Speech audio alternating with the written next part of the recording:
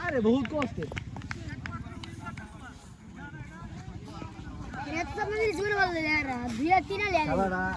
হাতে ওই হ্যাঁ রান করছে পরে তুই বল খাইছ